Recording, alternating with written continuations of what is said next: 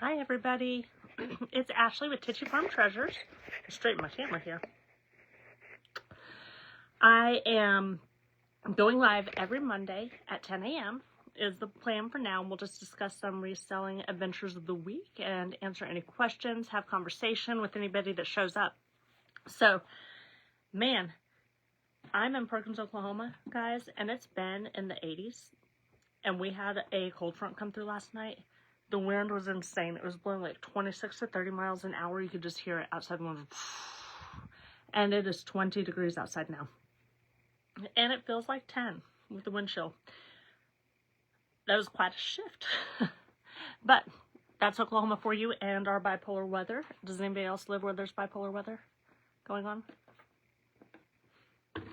I know that there's like snowstorms up north too, but I don't think that you'll have dropped or hit up into the 80s and then drop back down yet. So this week, something I wanted to ask or discuss is the country of origin. I know it's been discussed on a few other places, but how many of you are familiar with the change on eBay? I don't feel like it was very loudly addressed, but if you sell internationally on Whatnot, and you have skipped putting in the country of origin on your listings over the last couple years, which I have, like, who cares? Unless it's something that was, like, handmade in Italy or something like that, like, why put it in there? Well, now, if you don't have the country of origin placed in your listings, then it's very possible that eBay is not showing your listings to international buyers. And so a lot of your listings may be hidden unless you're putting the country of origin in there. And I'm not sure if many of us are going back and going to batch edit to repair all of those. I don't know about y'all, but I have over 1,000 listings. I don't think I'm going to go back and batch edit to put in the country of origin. But when I end and relist every 30 days, I am adding it back in there. So every day when I end and relist my listings on eBay, I go into the item specifics, scroll down to the country of origin, and I put it in there. They don't allow us to list unknown. So you have to make your best guesstimate if you're not sure. If it's not clothing and it doesn't say on the tag, or it's an item you're not sure if it's made in China or Hong Kong, you just have to guess and put it in there. But I recommend that everybody start editing and putting that in since they made that change so that our items are seen internationally. But aside from that, really, there's not a whole lot that I've changed in my business this week. I did start to list from my opportunity pile as opposed to thrifting this month. So I'm not going to a single garage sale until townwide garage sale, which in Perkins, Oklahoma, I believe is April 4th. I might have to double check that because you can't have a townwide garage sale and not go sourcing if you're a reseller, guys. I don't know if there's anybody out there that would be able to not do so. Hi, Lisa. It's good to see you. So I'm talking just about reselling. I resell live on eBay, Facebook Marketplace, Poshmark, Mercari, Whatnot, and Depop. I am, however, thinking about letting Depop go. I'm sure there might be a few other people that are doing the same. I know eBay has recently purchased them, and maybe things will change for the better, but as of right now, it's kind of a waste of my time. I've made like 2 sales in the last month, maybe, on Depop. It's just the time it takes to cross-post over there if you're not using a cross-lister is just not worth it.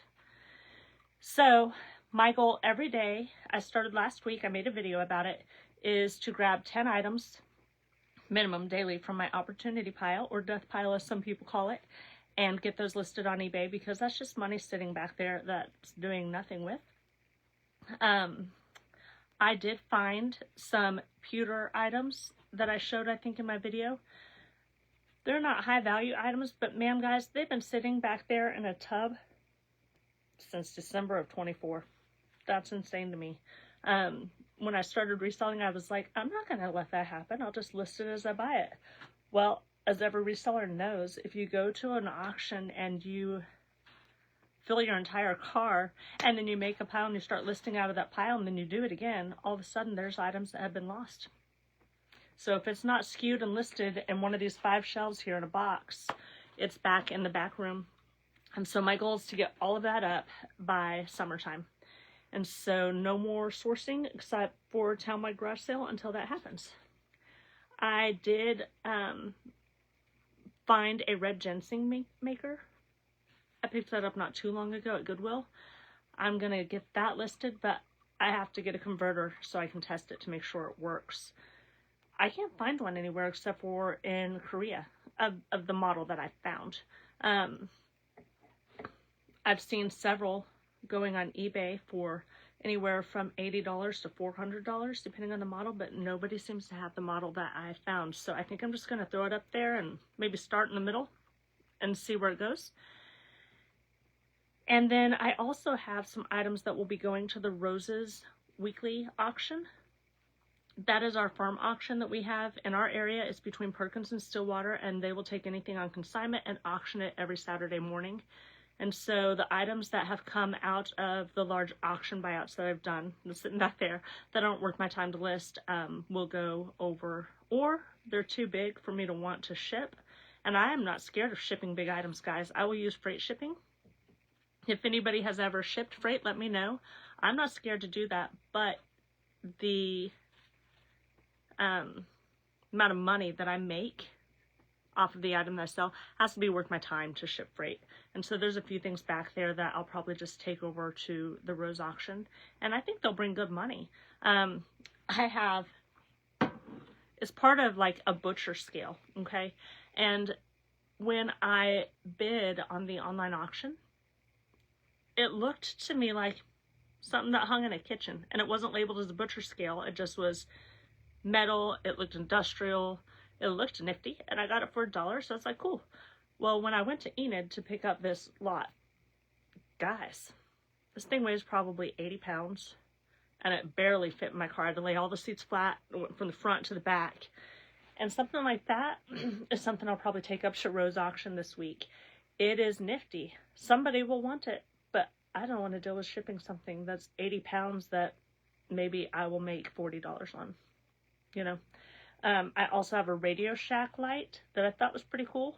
It was advertisement when Radio Shack was in, and it is 5 feet long. It hangs on the wall and it lights up, but it's a battery. And so that will go good in someone's man cave. I will take it over there. So as far as Whatnot goes, I have not done a show this week, and I was going to try to do at least one show a week on Whatnot. I did one last week with the VHS tapes. I will probably do another one this week with the VHS tapes, but I've also been considering getting some of my paper instructions down and selling those. I have sewing and cross-stitch patterns, and they sell well. They're a bread and butter item that I sell weekly. I sell at least one a week, and I've had them for a long time, but I might go on Whatnot and see what they bring as far as doing those individually for a collector, and go from there. Further news that's not resale related. Byro, who's my sidekick, he's back here. I thought he was right beside me, but he's not. He's back in the back. He broke his leg this week. I'm so sad. So he is in a splint and having to go back to the vet to have it redone every week. And so normally I do my Whatnot shows on Thursday, but I think it might get pushed back to Thursday night or Friday, just because he has his vet appointment right during the time that I normally sell on Whatnot. Ba-bum-bum. Books. You'll see all the books behind me. I have about 30 more to get listed. I did the big library book buyout. That was fun. At first. I thought they would do well on Whatnot, and they have not. I ended up donating, I didn't count them, but probably 700 to 800 books that I probably ended up donating. But I did keep many, and I'm still selling at least one or two a week. I sold one yesterday. They have to ship out today, and it brought $55 plus shipping. And I sold one about the game of cribbage within a few hours of listing it, and it went for $18. But nothing crazy. But if I have about 50 of them, that will go in that range. I do have one listed that I have listed at $350 that I'm keeping an eye on. I have only found one other listed worldwide at the moment, and it's by Abe Books, and they have it for $450. So I figured I'd undercut a little and see. But they've not sold theirs. I've not sold mine. So we'll see. I'll let it sit for a while and then probably just start discounting every 6 months. I have watched a lot of people on their discount, for their business model and the way that they discount. And I willy-nilly it, guys. I see people say, oh, if it's been listed for 6 months, then I start discounting everything by 10%. Or if it's been listed for three months, then I discount it by 30%. And I have a lot of business practices in place that I adhere to. I think it's important if you're actually running a business and not a hobby and going to make money doing so. But when it comes to discounting things, I end and relist every day, as I discussed. And I feel like that's very important. I didn't always do that, and I know people that do and people that don't, and I still made sales when I did not. But my sales increased by 31% when I started ending and relisting every day within 1 month. And so I feel like it's very important if you're going to increase your sales. But when you end and relist, it's also important you're not just ending the item and putting it up there with a new SKU system in eBay to where it looks like you listed it for the first time. You're looking at your titles. You're making sure you don't have any spelling mistakes, that you haven't left out any keywords that would help someone find your item. You double check your pricing and make sure that it's still fair market value for what things are selling for. And then at that point, if it's been listed, I don't have a set time, for a long time, then I will consider discounting my price.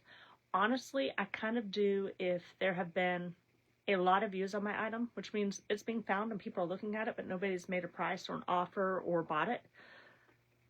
Then I'll probably consider discounting the price when I relist it. If it is a one-off item that I know is worth the price I'm asking, but you have to find the right person that wants that item, I'm probably not going to discount it. I don't care if it's been up there for 6 months because I know it'll bring that price. I might just have to sit on it for a while. I.e. my neon lamp that I've had for a year and a half, 2 years. I paid up for that one. I paid $250 for it, but I've had it appraised at $8,000. I don't mind that it's sitting in my shop. I think it's really cool. My kids like it. I like it. I don't mind spending $250 to make $7-8 grand, $3 grand, $4 grand 2 years down the road. I don't see that being any different than investing. It's an investment in my business that I know will turn around, but I'm not going to discount that thing and sell it to someone for $250 and not make any money on it. But if it's, say, a Funko Pop that I sold this morning, I don't pick up Funko Pops. I think that there were some that sold really well. I think it's kind of crazy like Beanie Babies. I'm sorry for anybody who collects them. I don't think that they're a large value item. I did list one 3 weeks ago now, probably, because I did a video game buyout of old Sega Genesis games, and the guy said, hey, I heard you say you had a couple boys. I threw in a couple of these toys. If they want them, that's great. No extra charge. There was a Funko Pop in there. I listed it. Someone offered me $3 for it this morning. Sold. I don't care. I don't care.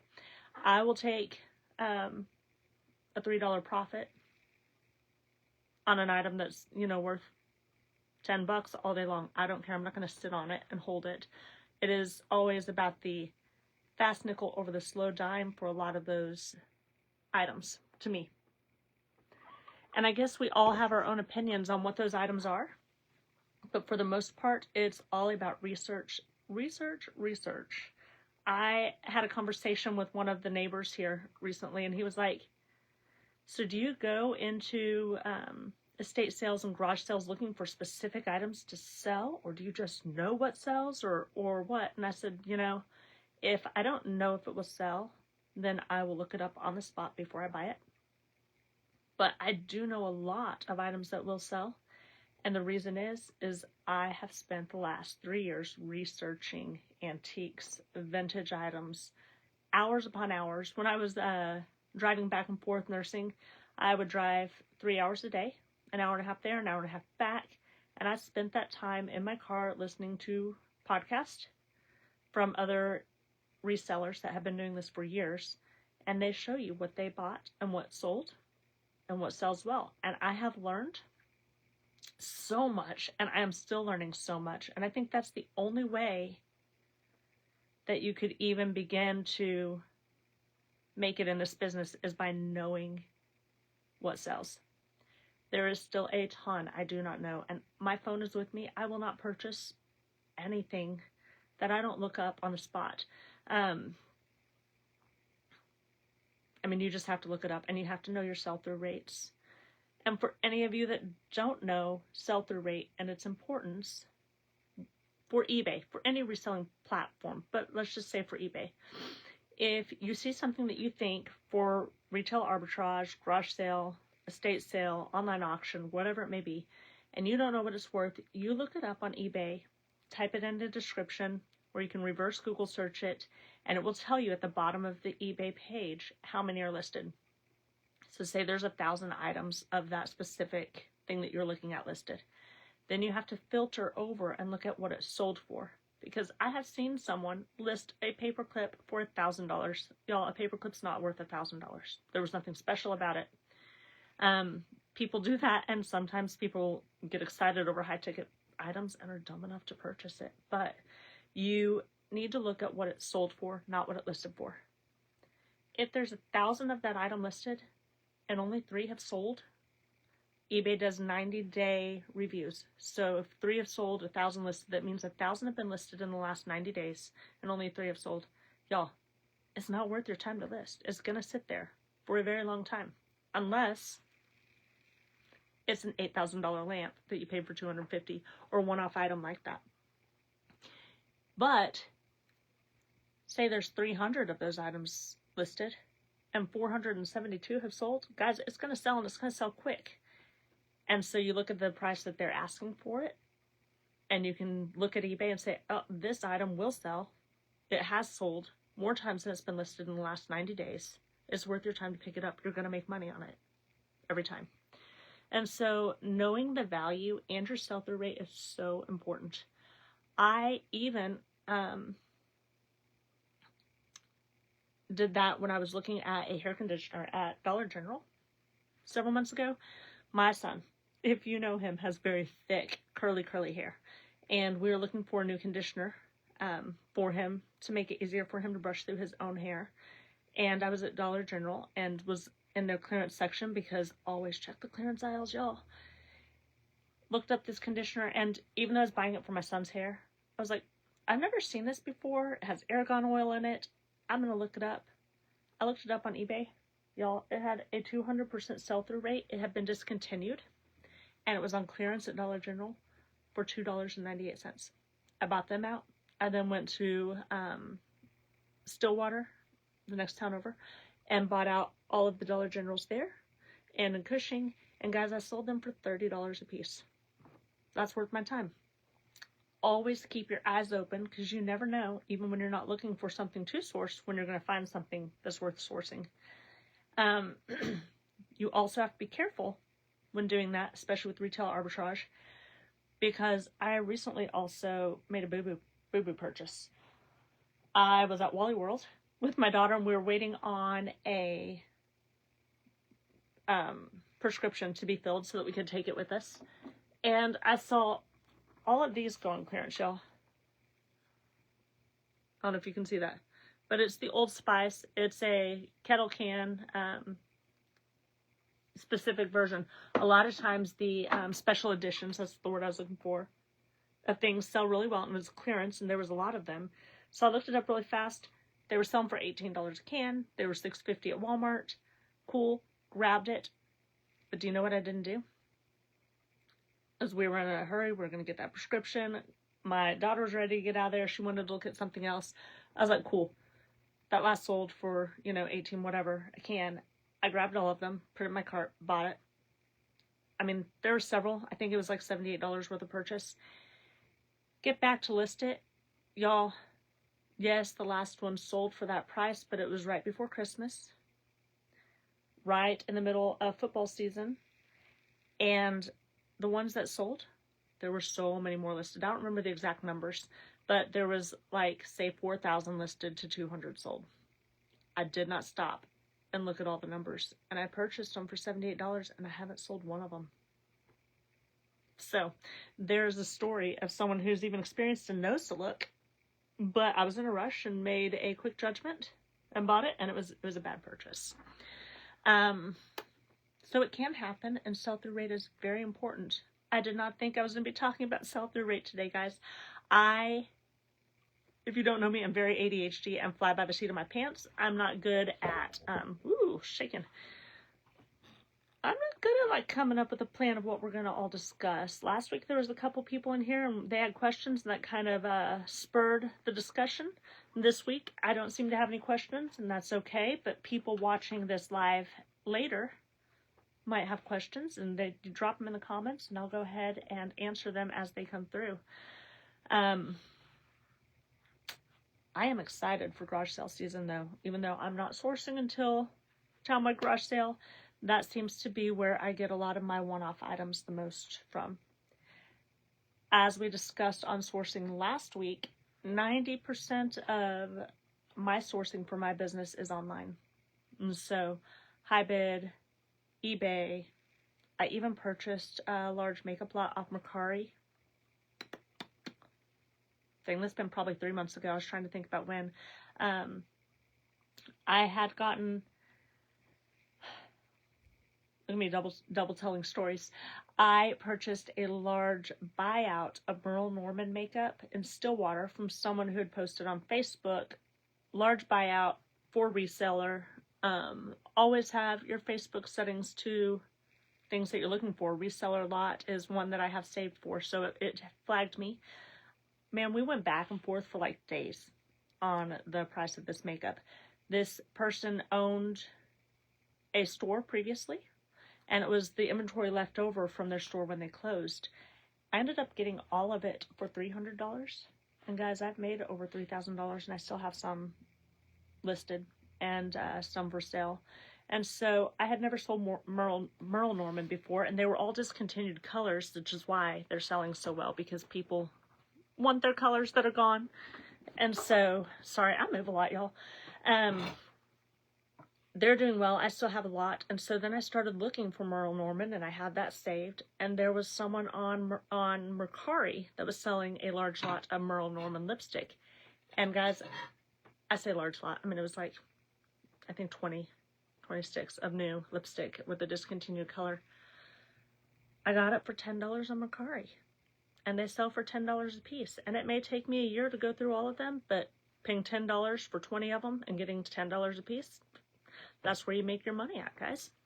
And so don't get in the habit of saying, oh, I only resell what I find at Goodwill. I only resell what I find at the thrift shops. I'm only going to resell what I find at garage sales. Unless you're a niche seller, which one day would be amazing to do. For me, I think it's not everybody's game, but I would need double the space here because you have to usually buy like semi-truckloads or more if you're going to be a niche seller and just sell one thing. But if you're an everything seller like me, you can't tie yourself down to just one type of sourcing. You have to be willing to look everywhere. I source 90% online. That doesn't mean if I have spare time, then I'm not going to go thrifting. I did a video where my daughter and I were running around Stillwater and there was a new thrift store. I don't think it was super new, but it was new to me. We went and sourced it. I didn't find a whole lot there, but I did find an Ethan Allen wooden 1979 footstool that I just listed today. But those things are out there, and we all know Ethan Allen sells amazingly well, regardless of the condition. And so somebody's going to get that footstool. I paid $9 for it, and I will sell it for $60 to $80, depending on how long I want to hold on to it. I will start at $80. Someone makes me a $60 offer, I'm going to take it. I'm not going to pass up income on something that's that low profit. I will always go to town my garage sale, but am I going to stop at every single garage sale that I see? I don't have the time for that. That's not me. If I didn't have kiddos, and I didn't have chickens, and I didn't have puppies, and I didn't have a garden, and I didn't have all the other things, then I might take the time to hit every single garage sale, but that's just not in my repertoire of things that I'm able to do.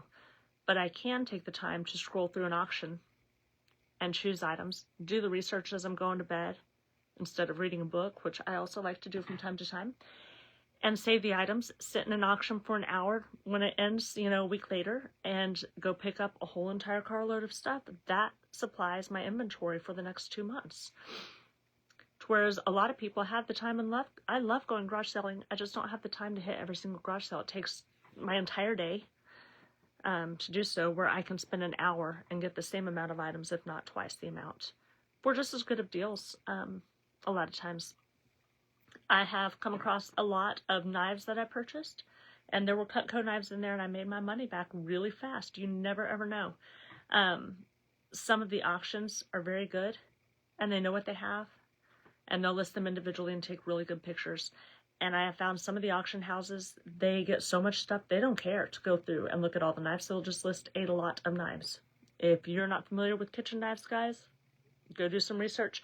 Cutco is one of the top selling, and they sell for anywhere from $50 to $200 depending on the knife, per knife.